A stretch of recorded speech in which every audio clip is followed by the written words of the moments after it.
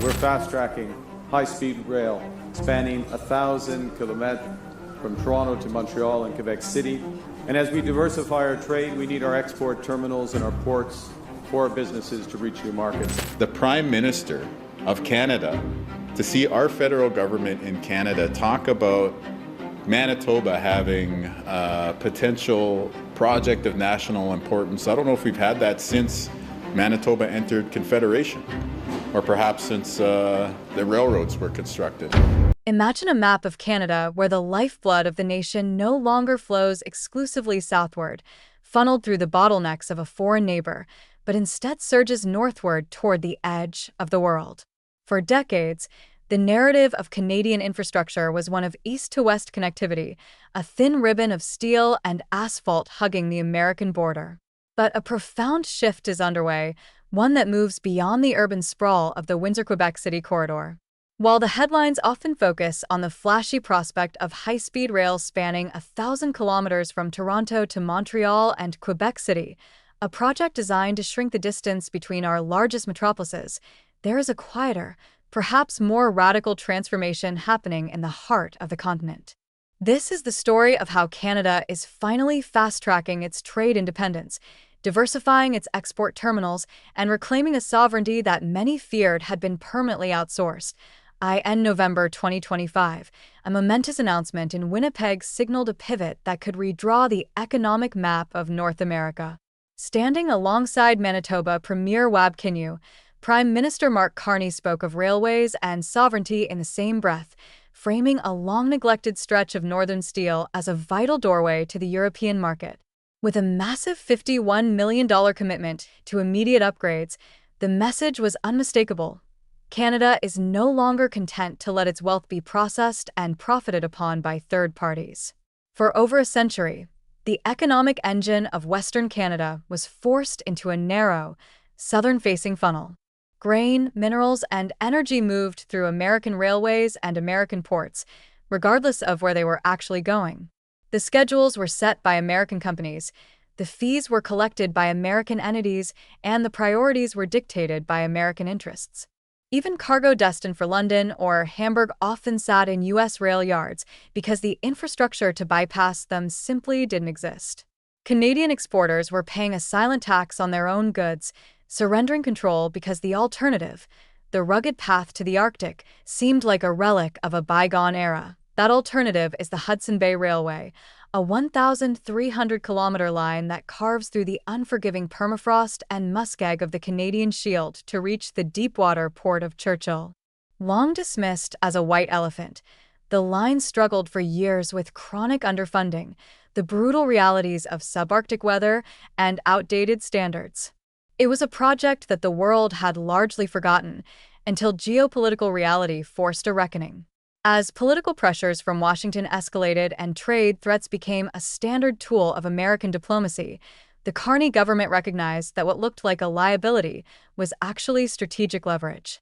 Today, backed by $262 million in combined federal and provincial investment, that line is being rebuilt to Class 1 standards. This isn't just about fixing tracks. It's about creating a high-capacity corridor for grain, fertilizer, and critical minerals that move straight to tidewater without ever touching American soil. If this corridor succeeds, it won't just move freight.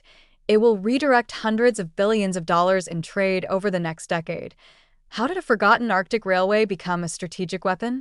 To understand the magnitude of this shift, you have to look at the history of the Hudson Bay Railway, a saga of ambition colliding with the harshest geography on Earth. When it was first conceived in the 1920s, the logic was flawless. Prairie grain could move north to Churchill, cross the Hudson Bay, and reach Europe via a significantly shorter route, avoiding the tolls of American ports and the long detour through the Panama Canal. But the reality of the 1930s was different. The ground itself was the enemy. The railway was built over permafrost that shifted with the seasons, creating a roller coaster effect on the tracks. Muskeg swallowed entire track beds, and the extreme cold of the north could warp steel like plastic. Maintenance costs were astronomical because the earth refused to stay still. If you find this deep dive into the shifting gears of global trade and the reclamation of Canada's northern frontier fascinating, there is so much more to uncover about how infrastructure defines our future. To stay ahead of the curve on the projects that are reshaping our world, from the high-speed rail corridors of the South to the Arctic gateways of the North, make sure to subscribe. Join us as we track the innovations, the political maneuvers, and the engineering marvels that are securing Canada's place on the global stage. Your support allows us to keep digging into the stories that mainstream media often overlooks. By the late 20th century, the federal government's patience had evaporated. They no longer saw the Hudson Bay Railway as a national asset, but as a financial drain. In a move that signaled the ultimate loss of confidence, the railway and the Port of Churchill were sold to an American company, Omnitrax, for the symbolic price of $1. Predictably, under private ownership, investment was non-existent. Maintenance was deferred year after year until a catastrophic flood in 2017 severed the line entirely. For over a year, the town of Churchill was cut off from the rest of the world by land. The gateway to the world couldn't even serve its own citizens. It was a low point that many thought was the end of the story, but the collapse of the line sparked a revolution. In 2018, a coalition of 41 First Nations communities and northern Manitoba municipalities did what the private sector and the government had failed to do. They took ownership. Forming the Arctic Gateway Group, they bet on a future that the experts had written off. While analysts assumed the purchase was merely symbolic, the shifting geopolitical landscape of the mid-2020s proved them wrong. The classification of a railway is more than just a label. It is a statement of operational reliability. Most major freight corridors in North America are Class 1, meaning they can handle heavy freight at high speeds with consistent schedules. The Hudson Bay Railway had been operating far below this, restricted by weight limits that made large-scale commercial use impossible. You couldn't run a heavy unit train of grain or minerals on tracks that were buckling into the swamp. The $262 million investment announced in late 2025 changed everything. This was not a patch job, it was a total reconstruction. Engineers utilized ground-penetrating radar to map the subsurface conditions, identifying exactly where the permafrost was most volatile.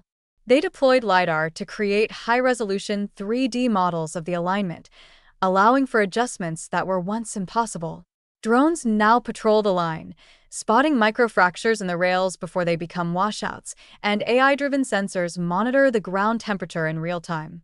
By stabilizing the roadbeds and installing modern, heavy-rated rails and ties, the Arctic Gateway Group is turning a treacherous path into a high-speed industrial artery. This technological overhaul has massive implications for Western Canadian producers. Take grain, for instance. Saskatchewan and Manitoba are among the world's breadbaskets, yet their route to market has always been long and expensive. With a Class 1 railway and an expanded port at Churchill, the distance to Europe is slashed. This isn't just a convenience. It's a competitive advantage that puts more money back into the pockets of Canadian farmers. Then there is potash. Saskatchewan produces nearly a third of the world's supply of this critical fertilizer. Historically, 95% of it was exported through networks that eventually led to American ports. Now, with Genesis Fertilizers already signing agreements to use the Churchill route, the revenue from those shipments stays within the Canadian ecosystem. The strategic value extends deep into the green economy as well. Northern Canada is rich in critical minerals, nickel, lithium, cobalt, and rare earth elements that are essential for the batteries and technology of the 21st century. These deposits were often considered stranded because the cost of getting them to a port was too high. A direct rail link to an Arctic port changes the math entirely. It allows Canada to supply the European Union's hunger for these minerals directly, bypassing the geopolitical complexities of the US-China trade war. Arctic Gateway has already proven the concept, successfully shipping critical minerals to Europe for 2 consecutive seasons. Beyond minerals and grain, the vision for the Port of Churchill Plus includes energy corridors that could fundamentally alter North America's energy dynamics. Proposals are on the table for liquefied natural gas, LNG, and hydrogen exports. Hydrogen, often transported as ammonia, represents the next frontier of clean energy, and Churchill is uniquely positioned to become a global hub for its export. Alberta has even proposed an energy corridor that would allow its resources to reach international markets without ever touching an American terminal. This isn't just about economics. It's about the fundamental ability of a nation to choose its own partners and its own destiny. The challenges of the North haven't vanished. The permafrost is still there, and the winters are still brutal. But the tools we have to fight back have changed.